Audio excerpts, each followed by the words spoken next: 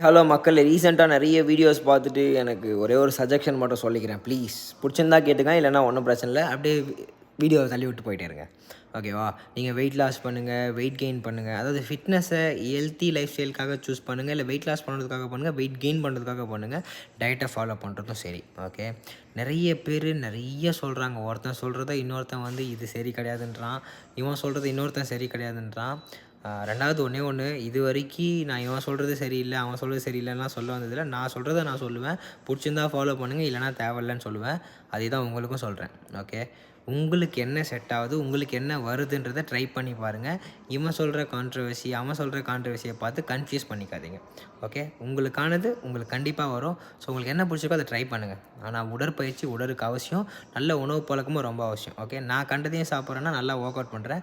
But நீங்க நல்லா work out பண்ணீங்கன்னா, எத வேணா சாப்பிடுங்க. புரிஞ்சுதா? புரியலனா திரும்ப கேளுங்க புரியும். Love you.